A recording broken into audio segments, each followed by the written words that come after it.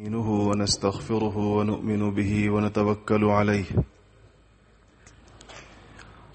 ونعوذ بالله من شرور أنفسنا ومن سيئات أعمالنا من يهده الله فلا مضل له ومن يضلله فلا هادي له ونشهد أن لا إله إلا الله وحده لا شريك له ونشهد أن سيدنا وسندنا وحبيبنا وشفيعنا ومولانا محمدا عبده ورسوله أما بعد فأعوذ بالله من الشيطان الرجيم بسم الله الرحمن الرحيم قال الله سبحانه وتعالى والعصر إن الإنسان لفي خسر إلا الذين آمنوا وعملوا الصالحات وتواصوا بالحق وتواصوا بالصبر صدق الله العظيم. درود شریف پڑھیے گا. اللہم صل.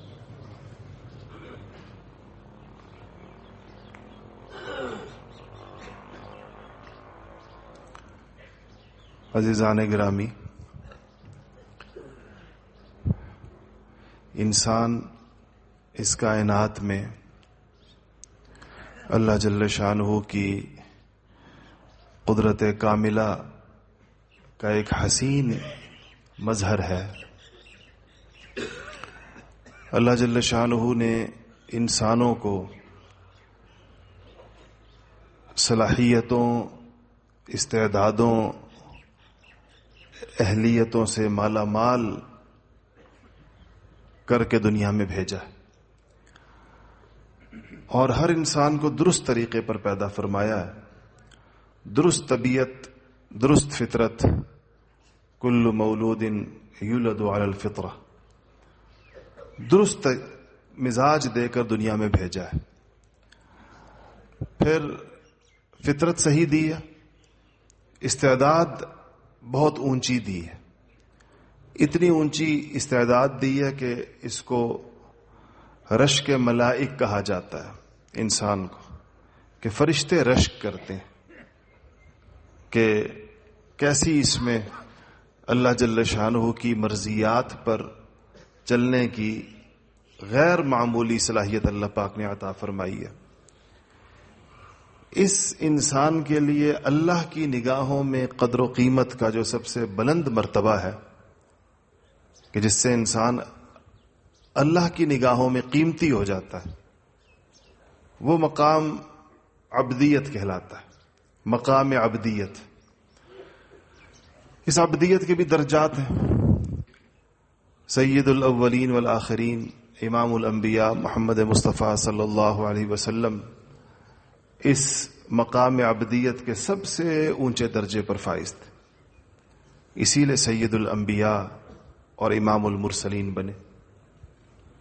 پھر انبیاء علیہ الصلوۃ والسلام ہیں، اور پھر وہ لوگ ہیں جو انبیاء علیہ الصلوۃ والسلام کی تربیت سے گزرے ہوتے ہیں، اور پھر اسی طرح درجہ بدرجہ لوگ ہوتے ہیں. اللہ تعالیٰ کی نگاہوں میں انسانوں کی قیمت اس بنیاد کے اوپر ہوتی ہے.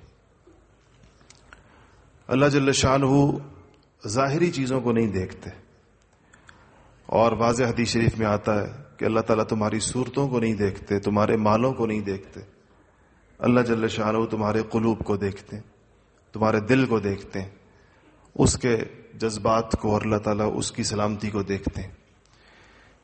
انسان کو دنیا میں جو آزمائش درپیش ہے وہ یہ ہے کہ اس کی روح تو اسی سلامتی پر ہے جس پر اس کو پیدا کیا گیا ہے، لیکن اس کے جسم کا تقاضا یا اس کے نفس کا تقاضا وہ خواہشات کا ہے. خواہشات کا ایک بے لگام گھوڑا ہے جس پر ہر انسان بیٹھا ہے، اور اس وقت تک بیٹھا رہتا ہے جب تک اس کا تزکیہ نہیں ہو جاتا. خواہشات کے بے لگام گھوڑے پر انسان سوار ہے، اور اس گھوڑے کی مرضی ہے اس کو جہاں لے جائے. انبیاء علیہ الصلوۃ والسلام جو انسانوں کی تربیت فرمایا کرتے تھے، وہ انہیں اسی بے لگام گھوڑے کو لگام ڈالنے کا طریقہ سکھاتے تھے. اور ان کا مقابلہ ہمیشہ خواہش پرستوں اور ہوس پرستوں کے ساتھ ہوتا تھا. میں اور آپ جس زمانے میں رہ رہے ہیں یہاں خواہش پرستی اور ہوس پرستی ایک پورا نظام، ایک تمدن اور ایک تہذیب بن کے سامنے آئی ہے. ایک برائی بن کے سامنے نہیں آئی. یہ نہیں ہے کہ اس کو برائی سمجھا جاتا. مغربی دنیا نے خاص طور پر خواہش پرستی کو، ہوس پرستی کو ایک پورا نظام معاشرت بنا کر لوگوں کے سامنے رکھا ہے، اور ان کی ان خواہشات کو پورا کرنے کے نت نئے طریقے ایجاد کیے ہیں، اور اس خواہشات کے گرداب میں ان کو گھمانے کے اور اس دلدل میں ان کو دھنسانے کی ہزاروں صورتیں آج سامنے. یہ اتنا بڑا ایک نظام بنا دیا گیا ہے کہ دنیا کے تمام مذاہب نے اس کے سامنے ہتھیار ڈال دیے اور اپنی تعلیمات میں تبدیلی کر دی ہے، اور اپنی تعلیمات کو خواہشات کے اس عالمگیر نظام اور نئی تہذیب کے ساتھ موافق اور ہم آہنگ کر دیا. انہیں پتہ ہے کہ مذہب نہیں چلے گا جب تک وہ اس عالمی ایجنڈے کو تسلیم نہیں کرے گا. عیسائیت نے، یہودیت نے، ہندو مت نے، دنیا کے کیا زمینی اور کیا آسمانی مذاہب اس کے آگے سپر انداز ہے. آپ کلیسا کی تاریخ پچھلے 50 سال کی پڑھیں، گزشتہ 50 سال کی، تو آپ دیکھیں گے کلیسا نے کس طرح قدم بقدم اس کے سامنے سر جھکایا اور اپنی ایک ایک روایت سے دستبرداری اختیار کی. جس چیز کا ان کے اوپر بوجھ ڈالا گیا مانے وہ مانے. اس تہذیب کا ایک رکن اعظم یہ ہے کہ عورت کو آزاد کیا جائے. عورت کے لیے جو کردار انہوں نے متعین کیا ہے وہ ایسا ہے کہ اس کے اندر اس کے بعد اس معاشرے کو بے راہ روی سے کوئی بچا نہیں سکتا. جس سطح پر یہ عورت کو لے کے جانا چاہتے ہیں اور جس طرح وہ ہر جگہ اس کو بٹھانا چاہتے ہیں اور جیسے وہ اس کو گھر سے نکالنا چاہتے ہیں اور جیسے اس کو خانہ داری اور بچے پیدا کرنے اور پالنے کی مشقت سے مشقت قرار دے کر اس سے نکالنا چاہتے ہیں، اس میں ان کا مطالبہ کلیسا سے یہ تھا کہ عورتیں پادری کیوں نہیں ہوتی. عیسائیت کی 2000-2500 سالہ تاریخ میں کبھی عورت پادری نہیں بنی، آج بن رہی ہے. کلیسا نے مان لی، ٹھیک ہے جی، اگر آپ سمجھتے ہیں کہ عورت کو پادری بنانا ضروری ہے تو عورت کو پادری بنائیں گے. تو جو مطالبہ مذاہب عالم کے سامنے اس تہذیب نے رکھا، اپنے پورے زور و شور کے ساتھ، اپنے تمام اسباب اور وسائل کے ساتھ، اس کے پاس ایک شور کرنے والا، ایک ماحول بنانے والا، ایک پریشر ڈیولپ کرنے والے اسباب اور وسائل ہیں. میڈیا اس کا ایک ہتھیار ہے، تعلیمی ادارے اس کا ہتھیار ہیں، عسکری ادارے اس کا ہتھیار ہیں، یونیورسٹیاں اس کا ہتھیار ہیں. تو اپنے تمام ہتھیاروں کے ساتھ اور اپنے دباؤ ڈالنے کے تمام ذرائع کے ساتھ جب وہ کسی بھی نظام حیات پر، کسی بھی دین پر جب وہ اس کے اوپر دباؤ ڈالتے ہیں تو وہ آگے سے چاروں شانے چت ہو جاتے ہیں. اس تہذیب کو، خواہش پرستی اور ہوس پرستی کے اس نظام کو اگر مقابلہ درپیش ہے تو وہ اب صرف اور صرف اسلام کے ساتھ. اسلام وہ واحد لوہے کا چنا ثابت ہوا ان کے لیے کہ تمام تر کوشش کے باوجود،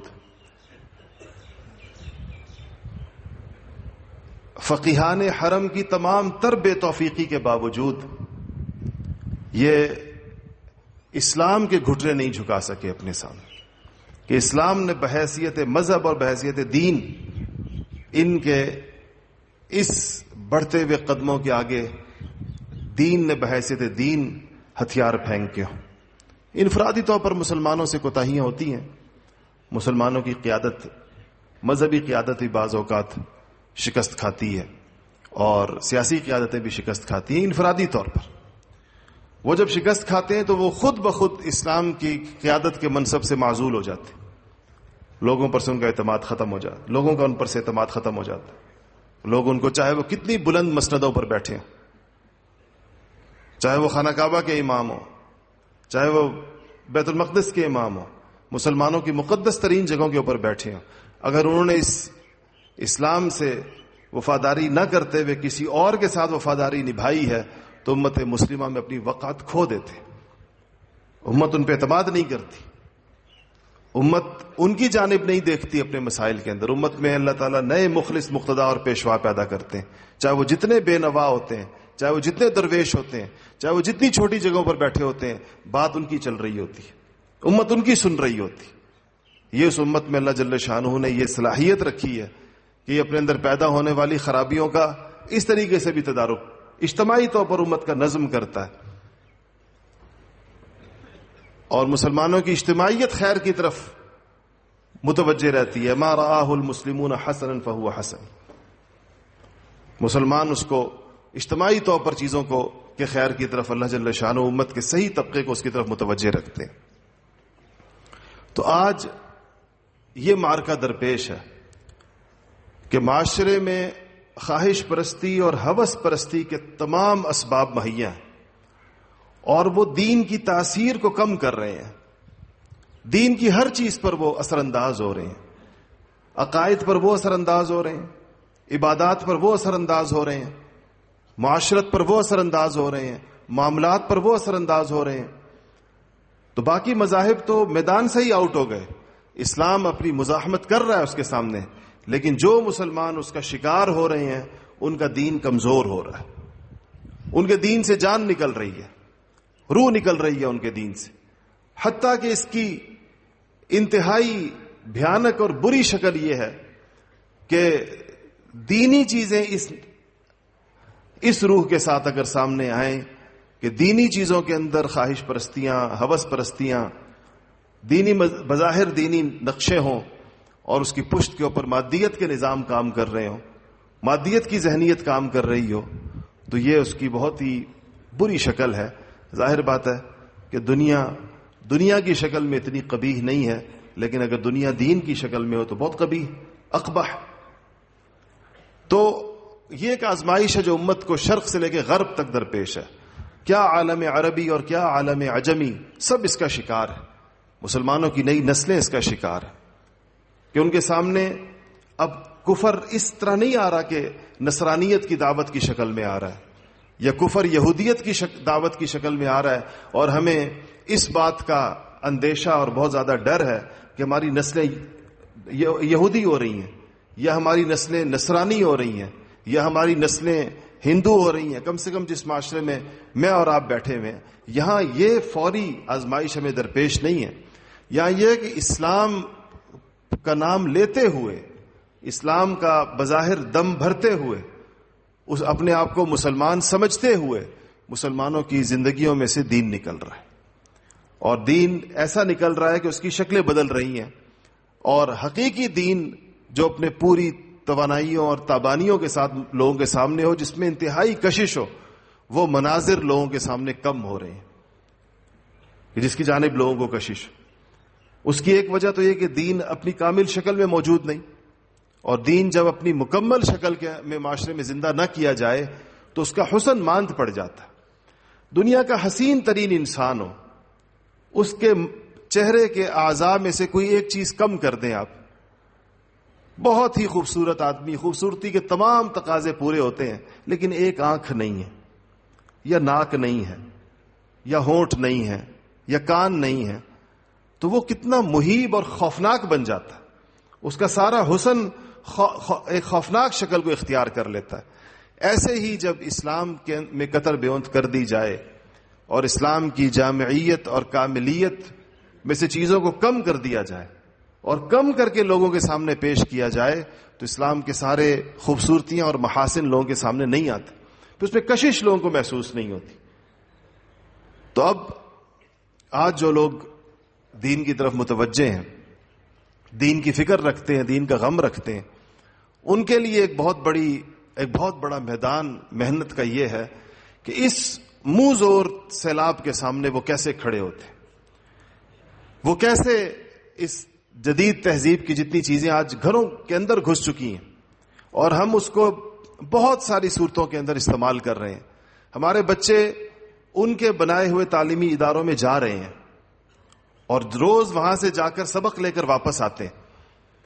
ہمارے نوجوان لڑکے بھی اور لڑکیاں بھی ان کے بنائے ہوئے نظام میں روزانہ کی بنیاد پر جا کر سبق لے کر آتے ہیں گھر واپس، اور گھروں کے اندر ان کی دعوت کے پرچار کرنے والے ذرائع وہ ہمارے گھروں کے اندر جگہ جگہ رکھے ہوئے ہیں، اور پہلے تو گھروں میں رکھے ہوتے تھے، اب تو جیبوں میں رکھے ہوئے، ہر جیب میں وہ ذریعہ موجود ہے جو ان کی دعوت کا سب سے بڑا اعلی کار ہے۔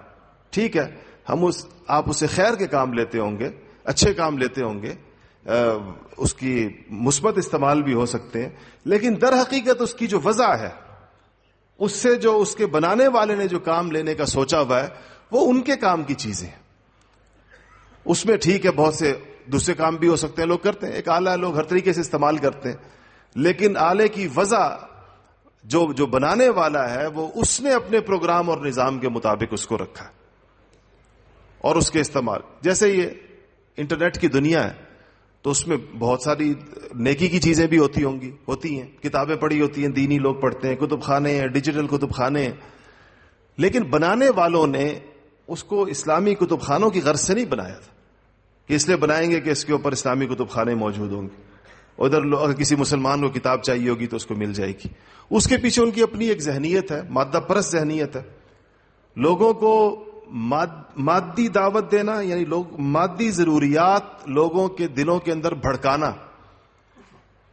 اور ہر بندے کو قناعت سے اور کم پر اکتفا کر کے زندگی گزارنے کی بجائے اس کو دنیا کی تمام مادی چیزوں کی ہوس اس کے اندر پیدا کرنا اور اس کی خواہشات کو بے لگام کرنا، ایسا ماحول اور فضا پیدا کرنا کہ اس کی خواہش بے قابو ہو جائے، اس کے اختیار میں نہ رہے، یہ اس کی وضع کے مقاصد۔ ان کا کام چلتا ہی اس سے، پیسے بنتے اس سے۔ جس نے اگر اس سے کمانا ہے تو اس کو لوگوں میں ان دو چیزوں کو تحریک دینی پڑے گی۔ ایک تحریک خرچ کی دینی، آپ خرچ نہیں کریں گے تو ان کی جیب میں کیسے جائے گا؟ آپ اگر روکھی سوکھی پہ اکتفا کر کے بیٹھے ہوئے ہیں، ان کی جیبیں کیسے بھریں گی جنہوں نے اس کو تجارتی مقاصد کے لیے بنایا؟ تو اس کے لیے ضروری ہے کہ آپ کو خرچ پر ابھارا جائے اور زیادہ سے زیادہ پیسے بھی آپ کے لیے کم پڑ جائیں، اور دوسرا یہ ہے کہ خواہشات کو تحریک دی جائے۔ وہ خواہش، ناجائز خواہشات جو لوگ مجاہدوں کے ذریعے سے اور اپنے دین کے تقاضے سمجھتے ہوئے، اپنے ایمان اور عقیدے کے مسئلے سمجھتے ہوئے دبا رہے ہوں، اس کو تحریک دی جائے، اس کو اٹھایا جائے، اس کو ان کے قابو سے باہر نکالا جائے، پھر اپنی خواہش پر عمل کر، ایک بندہ جس نے خواہش پر عمل کرنے کے لیے ٹھان لیا اور مادی طور پر وہ اس کے پاس اس کے اسباب موجود ہیں، یہ ان کے کام کا بندہ ہے، اس سے ان کو فائدہ پہنچتا ہے، ان کے سارا نظام اس بندے سے چلتا ہے۔ اس لیے ہر وہ تحریک اور ہر وہ دینی نظام جو لوگوں کو ان دو چیزوں سے روکے گا وہ اس کے ولین دشمن ہوں گے۔ یہ براہ راست ان کے مالی مفادات کے اوپر ضرب ہوگی، ضرب کاری ہوگی کہ یہ لوگوں کو ان چیزوں سے روک رہے ہیں۔ ایسے لوگ پیدا کر رہے ہیں جو مادیت کی بجائے روحانیت کے اوپر کو اپنا کام سمجھتے ہیں اور اس میں ترقی کے اوپر اپنے اوقات خرچ کر رہے ہیں، اور ایسے لوگ پیدا کر رہے ہیں کہ جو خواہشات کو دبا کر صبر کے کلچر کو پروموٹ کر رہے ہیں، جو صبر کی فضا بنا رہے ہیں کہ ہر چیز میں صبر جب لفظ ہم کہتے ہیں تو اس سے وہ جو شریعت کی اصطلاح میں جس کو تواصی بالصبر، جیسے میں نے ابھی عرض کی آیت پڑھی، تو وہ صبر مراد ہے۔ یہ جو اردو میں صبر ایک بڑے محدود سے معنوں میں استعمال ہوتا ہے، اردو میں کہتے ہیں کسی نے آپ کو تھپڑ مارا، اگر آپ نے جواب میں کچھ نہیں کیا تو کہتے ہیں صبر کی، تو یہ صبر کا ایک جزوی سا مفہوم ہے، صبر کے مفہوم میں داخل ہے، لیکن جب اصطلاح شریعت میں صبر کہا جاتا ہے تو ایک بڑا وسیع مفہوم ہے، اور اسی لیے قرآن پاک میں صبر کے فضائل، اور اسی لیے حضرات صحابہ کرام کی تربیت میں کتنا بڑا زمانہ صبر کا زمانہ ہے۔ پورا مکی دور کا اگر خلاصہ نکالا جائے کہ اس 13 سال میں کیا ہوا، کیونکہ بہت سارے شرعی احکامات تو تھے ہی نہیں، حج نہیں تھا، اور پہلے 10 سال تک 5 وقت کی نماز بھی نہیں تھی، پہلے 10 سال تک معراج سے پہلے، اور باقی چیزیں بھی شریعت کے احکامات آپ دیکھتے چلے جائیں، روزہ نہیں تھا، بہت ساری چیزیں نہیں تھی۔ تو پھر کیا تھا اگر پوچھا جائے کہ پہلے 13 سال میں کیا ہوتا رہا، تو یہی جواب دیا جاتا ہے کہ صبر کی مشق ہوتی رہی، مشق صبر تھی، اور وہ مدت اگلے 10 سال سے زیادہ ہے۔ مدنی زمانہ 10 سال کا ہے اور مکی زمانہ 13 سال کا ہے، تو صحابہ کرام رضوان اللہ تعالی علیہ مجمعین کو نبی کریم صلی اللہ علیہ وسلم نے ان کے اخلاق کو جس بنیاد پر اٹھایا تھا وہ صبر تھی، اور صبر ہی خواہش پرستی، ہوس پرستی، مادیت پرستی کا سب سے بڑا اس کا علاج کرنے والا اور اس کا مقابلہ کرنے والی چیز۔ اسی لیے آج اب اس جو یہ ماحول ہے اس میں صبر کا کہیں دور دور دراز تک اتا پتہ، کسی انسان کو تلقین صبر نہیں ہوتی، بلکہ تلقین یہ ہے کہ ہر خواہش کے اوپر عمل ہونا چاہیے۔ یہ بچے جو آپ کے اسکولوں میں جاتے ہیں، اور خاص طور پر جتنے اونچے اسکولوں میں جاتے ہیں، جتنی زیادہ فیسیں بھرنے والے اسکولوں میں جاتے ہیں، آپ کسی دن بھی یا ہفتے میں ایک دن ان بچوں کے ساتھ بیٹھ کر یہ مذاکرہ کریں کہ انہوں نے ایک ہفتے میں کیا سیکھا ہے، اس ایک ہفتے کا ان کا ذہن کیا ہے، اس ایک ہفتے کے اندر وہ کن چیزوں کو ایک آئیڈیل بنا کر گھروں کو واپس آئے ہیں۔ آپ کے گھر کا ماحول چاہے کتنا ہی اچھا کیوں نہ ہو، اور ماں باپ کتنے ہی نیک کیوں نہ ہو، گھر کی فضا کے اندر بہت چیزیں ہوں گی، لیکن آپ محسوس کریں گے کہ بچہ ایک خاص قسم کے طرز زندگی کی خاموش دعوت وصول کر رہا ہے، اور وہ اس کے اندر اس کا ذہن ہر گزرتے دن کے ساتھ بنتا چلا جا رہا ہے۔ یہ ان کی ایک منظم منصوبہ بندی ہے، بالکل نچلی سطح سے اس پر کام ہو رہا ہوتا ہے۔ اسکول سے بھی بالکل، جس کو پری اسکولنگ کہتے ہیں، پہلی جماعت سے پہلے کے جو مراحل ہوتے ہیں، 2-3 سال جو ہوتے ہیں، مختلف علاقوں جگہوں میں اس کے مختلف نام ہیں، کہیں اس کو مونٹی سوری کہتے ہیں، کنڈر گارڈن کہتے ہیں، مختلف، یعنی یہ پہلی جماعت سے پہلے کے جو 2-3 سال ہوتے ہیں، اس میں بھی ان چیزوں کو ڈالا جاتا ہے۔ پھر بہت سارے اسباب اس کی تقویت کے لیے ان کے پاس ہیں، میڈیا اس کا ایک ذریعہ ہے، انٹرنیٹ اس کے ذرائع ہیں، اور وہ اس طریقے سے وہ دعوت، اور ہوتے ہوتے ایک مسلمان نوجوان جب 18 یا 20 یا 17 یا 19 سال کی عمر کو پہنچتا ہے تو، اور اس کی جوانیوں کا وقت آتا ہے، توانائیوں کا وقت آتا ہے، وہ ایک اصلاً امت کا ایک اثاثہ بننے کا وقت آتا ہے، تو آپ پر یہ انکشاف ہوتا ہے کہ اس نوجوان کا تو امت سے اور اسلام سے اور اللہ سے اور اس کے نبی سے کوئی ایسا والہانہ تعلق نہیں ہے۔ رسمی تعلق ہوگا، اور اب تو وہ بے برکت دور بھی آ گیا کہ وہ رسمی تعلق بھی بعض اس کا انکار کر دیتے، بڑی تعداد کے، الحاد پھیل رہا ہے اور لوگ بالکل منکر ہو رہے ہیں۔ تو کہاں سے بات کو پکڑا اور کتنی نتیجہ ان کو کتنے اس کے طور پر حاصل ہوا۔ اس کے مقابلے میں مسلمانوں کو کس چیز کی ضرورت ہوگی؟ ظاہر بات ہے کہ مسلمانوں کو ایمانی تحریک کی ضرورت ہے، کیونکہ دوسری تحریک ایمان نکالنے کی تحریک ہے، تو ظاہر ہے بالمقابل ایک ایسی تحریک کی ضرورت ہے جو مسلمانوں میں ایمان کی بنیادی محنت کرے، ایمانی جذبات کو پیدا کرے، ایمانی صفات کو پیدا کرے، عقائد کے اندر ایمان کو خوب، انسان کا جو تعلق مع اللہ ہے اور اللہ کے لیے قربانی دینے کی بات ہے، نبی کریم صلی اللہ علیہ وسلم کے ساتھ تعلق ہے، اس کو بڑھانے والی چیزیں۔ ہمارے استادوں کی جگہ تھے، میں نے ان سے پڑھا تو نہیں، لیکن ان سے میرا تعلق بہت زیادہ تھا، کبھی کراچی جاتا تھا تو حاضر خدمت بھی ہوتا تھا۔ حضرت مولانا محمود اشرف صاحب رحمۃ اللہ علیہ دارالعلوم کراچی کے بڑے اساتذہ میں سے تھے، ابھی حال ہی میں ان کا انتقال ہوا۔ آخری ملاقات کے لیے میں حاضر ہوا چند مہینے پہلے، بہت دلچسپی سے ہم جو کام کر رہے ہوتے ہیں خصوصاً نوجوانوں میں، یونیورسٹیوں کالجوں کے لوگوں میں، تو اس کو بہت دلچسپی سے سنتے تھے، کارگزاریاں سنتے تھے، فون پر بھی ویسے بھی۔ اور تو میرے ساتھ کچھ ساتھی تھے، میں دل چاہا کہ ان کو حضرت سے ملاؤں، تو ہم دارالفتاح چلے گئے۔ حضرت تشریف فرما تھے اپنی جگہ کے اوپر، دارالعلوم کراچی کے دارالفتاح میں۔ تو جن لوگوں نے حضرت کو دیکھا ہے اور ان کے بڑے ہی خاص انداز میں بولنے کا، نرم اور بہت ہی خاص لہجے میں گفتگو کا ان کا طریقہ تھا، تو سنتے رہے، مجھ سے پوچھتے بھی رہے۔ تو جس طرح اپنی ساری بات کا خلاصہ عجیب انداز میں ایک سادہ سا جملہ کہا، مجھے اس سے بہت زیادہ فائدہ ہوا۔ اگرچہ میں اپنے ساتھیوں کو سناتا ہوں تو وہ سمجھتے ہیں کہ کوئی شاید بہت بڑی حکمت والی بات نہیں ہے، سادی سی بات، ہر ایک کو پتہ ہے، لیکن مجھے کہا کہ ان کا خاص انداز تھا بولنے کا کہ مولانا لوگوں، ان جو لوگ آتے ہیں آپ لوگوں کے پاس، ان کے دل میں بس اللہ اور اس کے رسول کی محبت پیدا کر۔ یہ خلاصہ تھا کہ اللہ اور اس کے رسول کی محبت پیدا کر، یہ بہت بڑا کام ہے یہ پیدا کرنا۔ اب دیکھیں کہنے میں تو کتنی سیدھی سی بات۔ وہ میرے والد صاحب رحمۃ اللہ علیہ فرماتے تھے کہ حضرت بنوری رحمۃ اللہ علیہ فرماتے تھے کہ حضرت شیخ العرب والعجم، شیخ الاسلام والمسلمین حضرت مولانا سید حسین احمد صاحب مدنی رحمۃ اللہ علیہ کا ایک کمال بہت بڑا تھا جو ہم نے کہیں اور نہیں دیکھا. تو کہاں سے بلوری فرماتے تھے کہ جب ہم یہ کہتے ہیں تو لوگ بڑے متوجہ ہو جاتے تھے، کیا بات کہنے لگے ہیں، پتہ نہیں کون سے کمال کا ذکر ہوگا. تو پھر جب اس کمال کا ذکر کرتے تھے اس کو لوگ اہمیت نہیں دیتے، لوگ خیال تھا عام سی بات کی. کہا کہ ان کا کمال یہ تھا کہ بڑے بڑے جلسوں سے خطاب کر کے، تحریک آزادی اپنے عروج پر تھی اور دہلی اور میرٹھ اور مختلف جگہوں کے اوپر 5-5 لاکھ لوگ بھی جمع ہو جایا کرتے تھے، اور حضرت اس میں جمعیت علماء ہند کے قیادت کے اعتبار گفتگو فرماتے تھے. تو فرمایا کہ جب وہ اتنے بڑے مجمع ہوتے تھے، اتنے بڑے پروگرام ہوتے تھے، 5-5 لاکھ لوگ جمع ہیں، اور جب وہ حضرت کا بیان ہوتا تھا اور جب بیان ختم ہو جاتا تھا اور اپنی منزل پر واپس تشریف لاتے تھے جہاں ٹھہرے ہوئے ہوتے تھے، تو حضرت پر اس پورے جلسے کا کسی قسم کا کوئی اثر نہیں ہوتا تھا، اور آ کر وہاں بیٹھے ذاکر ساتھیوں سے کہتے تھے کہ چلو ذکر بالجہر شروع کر.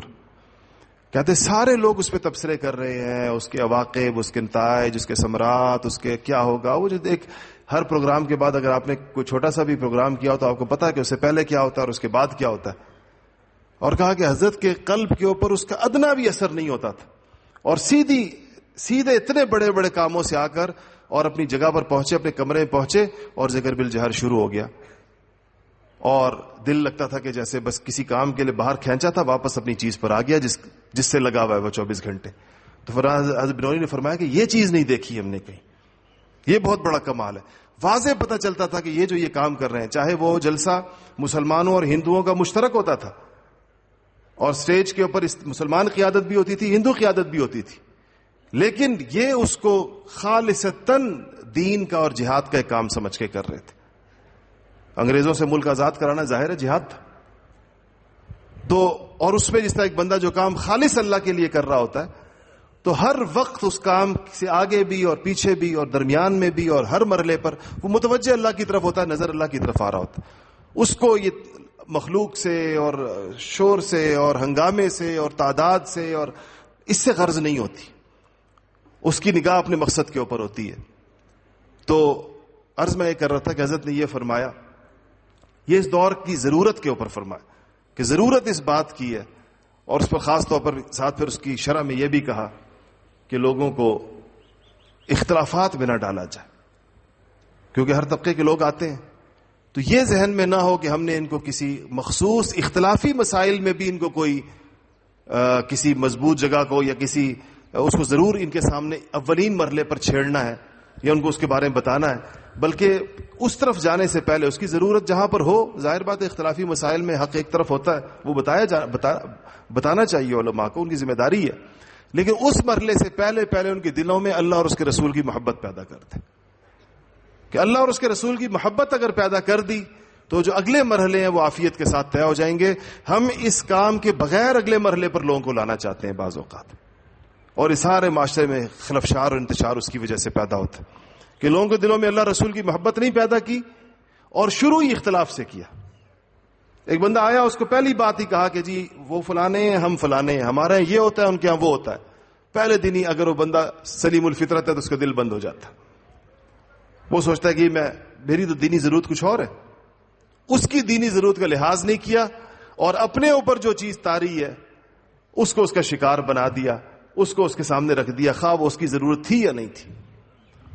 تو آج اس بات کی ضرورت ہے، ایسے لوگ معاشرے کے اندر بہت بڑی تعداد میں چاہیے جو لوگوں کے دلوں میں اللہ اور اس کے رسول کی محبت پیدا کرے. دیکھیں بہت سارے کام ایسے ہیں کہ اس کے کرنے کے لیے تو یہ کہا جا سکتا ہے کہ استعداد چاہیے علمی. مثلا اگر آپ مجھے کہیں کہ بخاری شریف پڑھانی ہے تو میں کہوں گا اس کے لیے استعداد چاہیے. قرآن شریف کا درس دینا ہے اس کے لیے استعداد چاہیے. تفسیر کرنی ہے استعداد چاہیے. عربی پڑھانی ہے اس کے لیے عربی آنی چاہیے. منطق پڑھانی ہے اس کے لیے منطق آنی چاہیے. لیکن یہ جو بات ہے نا کہ لوگوں کے دلوں میں اللہ اور اس کے رسول کی محبت پیدا کرنا، اس کے لیے کیا چاہیے؟ اس کے لیے اپنے دل میں اللہ اور اس کے رسول کی محبت چاہیے. بس یہ چیز اس کے لیے چاہیے کہ جس کے اپنے دل میں اللہ اور اس کے رسول کی محبت ہے اس سے دوسرے کے دل میں اللہ اور اس کے رسول کی محبت جاتی ہے، چاہے اس کے پاس یہ رسمی تعلیم کم ہو یا زیادہ ہو. بعض اوقات نہیں بھی ہوتی. ہمارے مشائخ میں سے کتنے مشائخ امی گزرے، رسمی تعلیم نہیں تھی یا نہ ہونے کے برابر تھی، اور کتنا بڑا اصلاحی اور تجدیدی کام اللہ جل شانہ ان سے لیا. یہ چیز ان میں تھی چونکہ اپنے قلوب اللہ تعالیٰ کی محبت و معرفت میں ڈوبے ہوئے تھے، تو یہ تو لوگوں کو اس اعتبار سے ان سے بہرحال فائدہ ہوتا تھا اور بہت ہوتا تھا. بڑے بڑے علماء امی مشائخ کے خلفاء ہیں. شیخ عبدالعزیز دباغ، ان کی کتابیں، ان کے خلفاء نے، وہ تو حرف شناس بھی نہیں تھے، لکھ بھی نہیں سکتے تھے. بڑے بڑے علماء نے ان کے خلفاء نے ان کے ملفوظات جمع کیے اور چل رہے ہیں. ہمارے حضرات نے ان کی کتابوں کے ترجمے کیے. پڑھے لکھے نہیں تھے، لیکن اللہ تعالیٰ کی محبت و معرفت دل کے اندر تھی، اس سے لوگوں کو فائدہ پہنچا. تو میرے بھائی اور دوستو، یہ ایک معاشرے کی اور ہماری ذاتی اور معاشرے کی بہت بڑی ضرورت ہے، اور بہت مبارک ہیں اس دور میں وہ لوگ جن کو اللہ تعالیٰ اس قسم کی کسی محنت کے لیے، مقبول محنت کے لیے قبول کر لیں، کہ وہ اس اتنی منہ زور مخالفتوں میں، اس طوفان کے اندر وہ کھڑے ہو جائیں. ایک طرف سے مادیت کی بھرپور محنت اپنے پورے زور و شور کے ساتھ ہو، اس آندھی کے اندر یہ روحانیت کا چراغ اٹھا لیں کہ نہیں، یہ چیز چلنے والی ہے، انسانیت کا فائدہ اس کے اندر ہے، لوگوں کا فائدہ اس کے اندر ہے. لوگ جب پوری دنیا خواہشات کی دعوت دیتی ہوئی، اور افرأیت من اتخذ الہہ ہواہ، کہ وہ لوگ جنہوں نے خواہشات کو خدا بنا رکھا ہے، ان کی فضا اور ماحول کے اندر یہ صبر کی دعوت لے کر کھڑے ہو جائیں، اس میں یہ قناعت کی دعوت لے کر کھڑے ہو جائیں، اس میں یہ زہد کی دعوت لے کر کھڑے ہو جائیں، اور یہ دعوت قولی نہ ہو، یہ دعوت عملی ہو. عملاً ان کی زندگیاں دعوت دینے والی ہیں، کیونکہ طاقتور دعوت تو عملی ہوتی ہے. عملی دعوت کے ساتھ چھوٹا سا، مختصر سا، ٹوٹا پھوٹا قول بھی کافی ہوتا ہے. اور اگر دعوت عملی نہیں ہے تو بڑی سے بڑی مسجع اور مقفع عبارتیں، ادب کی تمام تصانیف، ادب کی تمام اصناف اگر اس میں استعمال کر لی جائیں تو بھی وہ انسانیت کو کوئی بہت بڑی خیر نہیں دے سکتی. انسانیت اس سے کوئی بہت بڑی خیر حاصل نہیں کر سکتی. تو اس میں یہ ہماری اور آپ کی ضرورت ہے.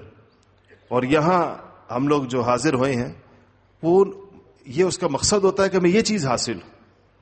اس کے لیے ظاہر ہے کہ ہمیں روحانی مراکز کی ضرورت ہے، اس کے لیے ہمیں روحانی شخصیات کی ضرورت ہے، اس کے لیے ہمیں اللہ والوں کی صحبت کی ضرورت ہے. اس میں یاد رکھیے گا کہ کبھی بھی یہ جتنی ہمارے مشائخ کے جو تجربات ہیں، یہ چیز صحبت کے بغیر نہیں حاصل ہو سکتی. یہ صرف دینی کتابیں پڑھنے سے بھی نہیں حاصل ہوتی، یہ تصوفی کتابیں پڑھنے سے بھی نہیں حاصل ہوتی.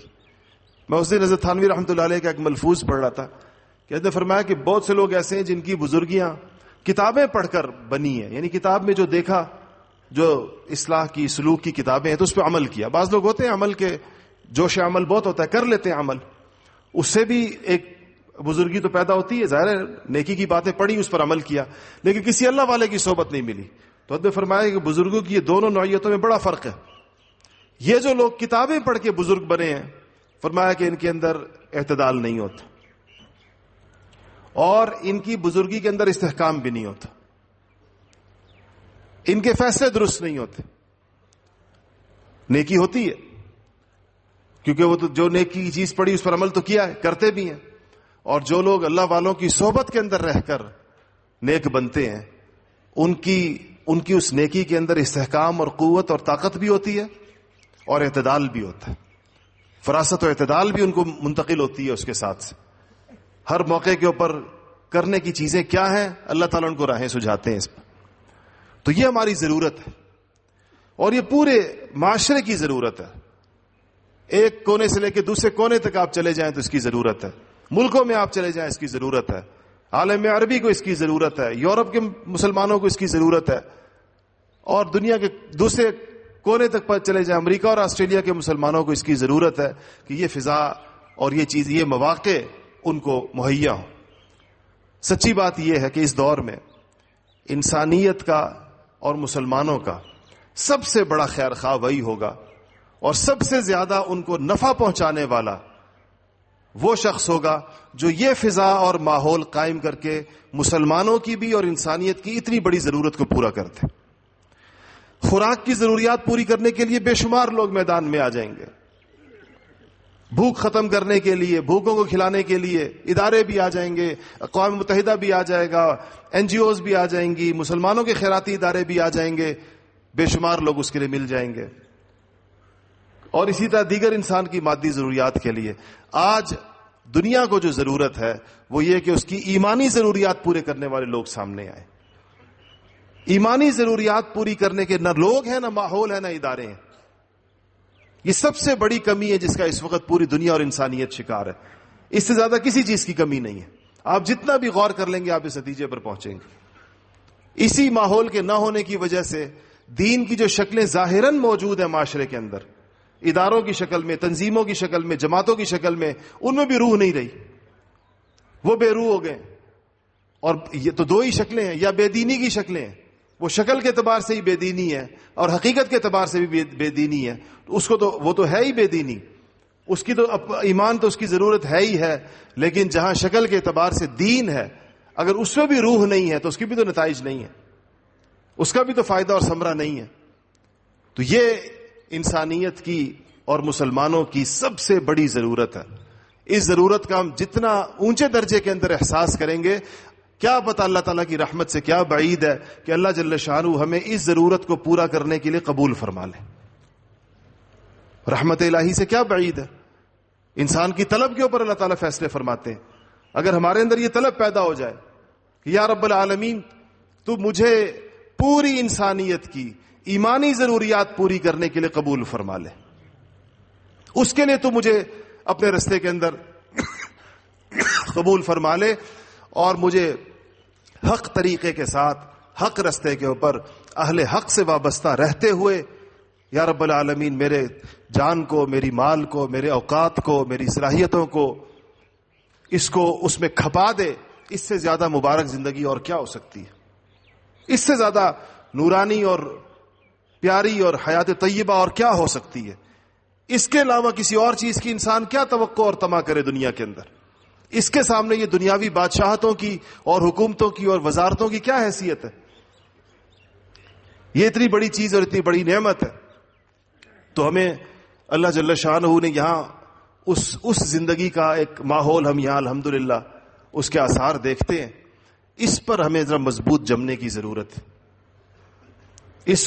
اس اثر کو جس کا ابھی ہم پر صرف کیفیت کی شکل کے اندر آتی ہے اور وقتاً فوقتاً آتی ہے اور جاتی ہے، اس ایمانی اور روحانی کیفیت کو راسخ کرنے کی ضرورت ہے۔ اتنا پکا کرنے کی ضرورت ہے، اتنا پکا کرنے کی ضرورت ہے کہ ہم کسی بھی ماحول کے اندر چلے جائیں تو اس ماحول سے متاثر ہونے کی بجائے اس کو اپنے رنگ میں رنگ دیں، اس پہ غالب آ جائیں، چاہے وہ ماحول کتنا بے دینی کا کیوں نہ ہو، چاہے وہ ماحول کتنا مخالف کیوں نہ ہو۔ یہ ضرورت ہے، اور حضرات صحابہ کرام رضوان اللہ تعالی علیہم اجمعین اس کا مظہر اتم تھے۔ انبیاء کے بعد کس وقار کے ساتھ اور کس شان کے ساتھ بڑے بڑے بادشاہوں کے درباروں میں جایا کرتے تھے، اور کیسی مؤثر اور زوردار دعوت دیا کرتے تھے۔ حالانکہ کیا ان کا تعلیمی پس منظر کیا ہوتا تھا؟ تمدنی پس منظر کیا تھا؟ صحرا نشین، چمڑے کے خیموں میں رہنے والے اور مٹی کے گھروں میں رہنے والے، اونٹ اور بکریاں پالنے والے۔ یہ کیسر و کسرا کے لوگ صحابہ کو العیاذ باللہ اس اعتبار سے بڑی حقارت کی نظر سے دیکھتے تھے، کہتے تھے بدو ہیں، دیہاتی ہیں، انہوں نے تمدن دیکھا ہی نہیں، انہیں پتہ ہی نہیں بلڈنگیں کیسے بنتی ہیں، انہیں پتہ ہی نہیں کہ تمدن کے مظاہر، مادیت کے مظاہر کیا ہوتے ہیں۔ یہ اونٹ کو جانتے ہیں، بکری جانتے ہیں، صحرا جانتے ہیں، لیکن یہ لوگ جب گئے اور ان کے تمام چیزوں کے سامنے سیدنا ربعی ابن عامر رضی اللہ تعالیٰ عنہ جب گئے، کسرا سے مقابلہ تھا، انہوں نے ایک عجیب، جب اسے پوچھا تم کس لیے آئے ہو، ان کو اس پہ تعجب تھا کہ تم لوگ عرب کے صحرا نشین اور وہاں رہنے والے تمہیں ہماری حکومتوں سے کیا مسئلہ پڑ گیا کہ تم ہمارے مقابلے میں آ گئے ہو؟ یہ ہمارے نظام سے تمہیں کیا مسئلہ پیش ہے؟ تو کس لیے آئے ہو؟ اس نے کہا. جو الفاظ ہیں حضرت ربیع ابن عامر رضی اللہ تعالیٰ عنہ کے، اتنے اختصار کے ساتھ اتنی بڑی بات کہ انسان حیران ہوتا ہے کہ یہ خالصتاً جیسے اللہ تعالیٰ کا کہ الہام کے علاوہ کوئی چیز سمجھ میں نہیں آتی. کہا کہ لنخرج العباد من عبادت العباد الى عبادت رب العباد، یہ تمہاری غلامیوں سے انسانیت کو نکال کر رب العالمین کی عبدیت میں لے جانے کے لیے آئے ہیں کہ تم رکاوٹ ہو اللہ تعالیٰ کے رستے کے اندر، اللہ کے بندوں کی، اللہ کے بندوں کا، اللہ کے بندے بننے میں تم لوگ رکاوٹ ہو. تم ان کو عباد اللہ نہیں بننے دے رہے، عباد الرحمن نہیں بننے دے رہے. ہم تمہارے اس تسلط اور جبر کو ختم کرنے کے لیے آئے ہیں اور لوگوں کو اس غلامی سے نکال کر رب العالمین کی غلامی میں ڈالنے کے لیے آئے ہیں. اور تم نے لوگوں کی زندگیاں تنگ کر دی ہیں، تم نے لوگوں کو مادی زندگی کے اندر پھنسا رکھا ہے، کفر کے اندر پھنسا رکھا ہے. کفر کے اندر بھی تنگی ہے، مادیت کے اندر بھی تنگی ہے، معصیت کے اندر بھی تنگی ہے. تو کہا کہ لنخرج العباد من ضیق الدنیا الى سعۃ الدنیا. الى سعتها کے الفاظ آتے ہیں، دنیا کی طرف ضمیر جاتی ہے. علماء نے لکھا ہے کہ اگر وہ کہتے ہیں کہ ہم دنیا کی تنگیوں سے نکال کر آخرت کی وسعتوں میں لے جانے والے آئے ہیں تو بات سمجھ میں آتی ہے. انہوں نے یہ نہیں کہا ہے من ضیق الدنیا الى سعۃ الاخرہ، من ضیق الدنیا الى سعتها، دنیا کی کشادگیوں کی طرف نکالنے کے لیے آئے ہیں کہ جو لوگ اسلام میں آ جائیں گے اور جو اللہ تعالیٰ کی عبادت کے اندر آ جائیں گے اور جو اللہ جل شانہ کی عبدیت کے اندر آ جائیں گے، ان کی دنیا کشادہ ہو جائے گی، وہ اس غلامی سے نکل آئیں گے. تو یہ ان کا پیغام تھا. اور یہ ایسا پیغام ہوتا تھا کہ جب وہ اس کو بیان کرتے تھے، جتنے خطوط نبی کریم صلی اللہ علیہ وسلم نے شاہان عالم کے نام روانہ فرمائے ہیں، ہر صحابی اسی جرت کے ساتھ اور اسی عزم اور حوصلے کے ساتھ اور حضور اکرم صلی اللہ علیہ وسلم کی تربیت کے اسی شاہکار کی حیثیت کے ساتھ ان درباروں کے اندر کھڑے ہو کے نبی کریم صلی اللہ علیہ وسلم کے لائے ہوئے دین کی دعوت جس طرح دی ہے، اس سے پتہ چلتا ہے کہ دنیا کو پیغام پھر کس طرح پہنچتا ہے، دنیا کو کیسے پتہ چلتا ہے کہ اسلام کیا کہتا ہے، انبیاء کیا کہتے تھے، اللہ تعالیٰ کیا چاہتا ہے. یہ پوزیشن آج امت نے چھوڑ دی اپنی، اس کی بجائے کاسہ گدائی ہاتھ میں لے لیا ہے، اس کی بجائے فقیروں کی طرح کی ایک جھولی پھیلائی ہوئی ہے امت نے کفر کے سامنے، اس جھولی میں کچھ ڈال دو، چند سکے ڈال دو. پورا عالم اسلام ایک بھکاری کی طرح مغرب اور امریکہ کے دروازے پر کھڑا ہوا ہے. یہ رسول اللہ صلی اللہ علیہ وسلم کے دین کی امانت اور اس کی مسئولیت، اس کے ساتھ یہ ہمارا معاملہ ہوا. اس سے بڑا حادثہ امت کے ساتھ اور کیا ہوگا؟